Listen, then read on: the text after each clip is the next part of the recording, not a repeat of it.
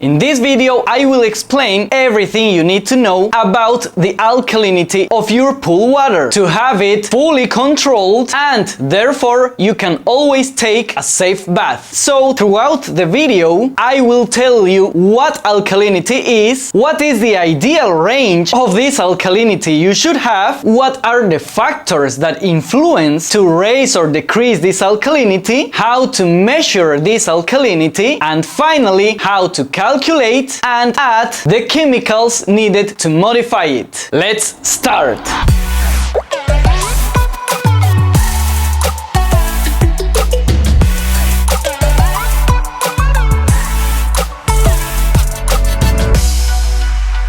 Fine. First of all, this alkalinity, which is different from pH, you need to know that very well, refers to the concentration of carbonates, bicarbonates, and hydroxides present in the water. This is also known as alkali and is measured in parts per million, which means milligrams of this alkali present in every liter of water of the pool. And what this alkalinity does is to stabilize the pH. This means if the alkalinity is higher, the pH will also tend to be higher, and if the alkalinity is lower, the pH will also tend to be lower. So in order for you to have the pH balanced, you also need to have this alkalinity well balanced. So the total alkalinity that you should have in the water of your pool has to be between 100 and 150 parts per million. But you should also know that this total alkalinity is influenced by another parameter that is called cyanuric acid. So the total alkalinity, taking into consideration the CYA, has to be between 80 to 120 parts per million. And you should know that to know the total alkalinity in your pool, you have to measure the alkalinity, and it will be influenced by 1/3 of the CYA level. So to give you an example, if I measure 100 parts per million of alkalinity and 60 parts per million of CYA, the total alkalinity will be 80 parts per million. Perfect! Now that you know what alkalinity is, let's see what are the factors that increase or decrease this alkalinity. I will start by mentioning you the factors that affect the most, and I will tell you at last the ones that affect a little bit less. First, the factors that decrease this alkalinity are hydrochloric acid, also known as muriatic acid. This is the one that affects the most to the alkalinity, followed by sulfuric acid and then sodium bisulfate. After those, known as pH reducers, is an acidic rain. Yes, even if you don't believe it, a good acidic rain could turn to zero the alkalinity of your pool. Then is the cyanuric acid, which is also known as stabilizer or conditioner. This is the one I've been mentioning you about. If you want to know more about cyanuric acid, you can see the video Everything About Cyanuric Acid. That is on this channel. After this, we have the flocculants or clarifiers. Then we have, of course, trichlor and dichlor, because those two carry also cyanuric acid.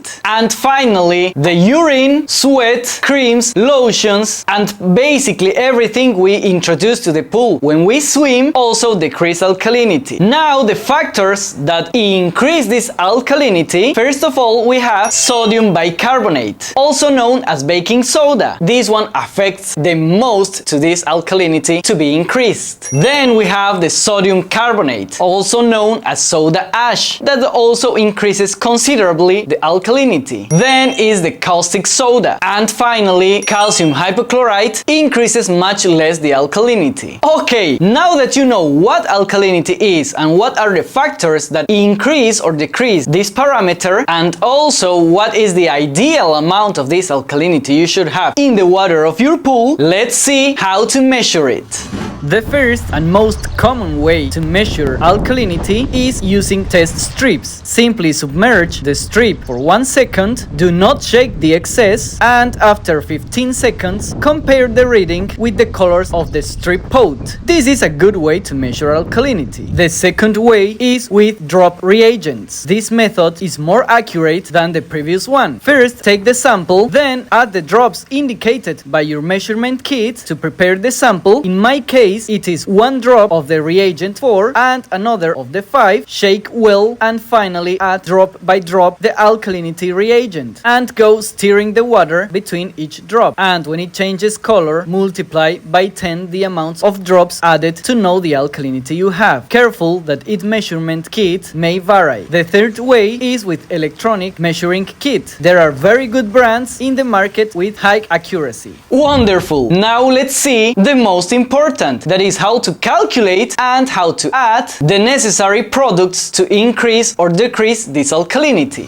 First, if you have very low alkalinity, as in this example that I have basically zero alkalinity, enter the app, manage your pool, to the parameters section, alkalinity option, write down the volume of your pool, the initial alkalinity, in my situation is 10 parts per million, the desired alkalinity, this time I just want 60 parts per million, and click in calculate. Now mix very well the baking soda, or if you don't have it, soda ash, but I prefer to use baking soda, and add it walking around the pool. And in another situation that you have high alkalinity, you simply have to lower the pH to 7.2. You cannot lower all the alkalinity you want all by once. You need to be lowering pH several times until you reach the desired alkalinity. So go now to the pH calculator. The volume will already be saved. Write down the initial pH. In this example is 8.0. The desired pH 7.2. Click in calculate and add the pH reducer, which I suggest to be hydrochloric or muriatic acid, walking around the pool. Remember to use gloves to mix any acid. And then repeat this process if you haven't yet reached the alkalinity you want.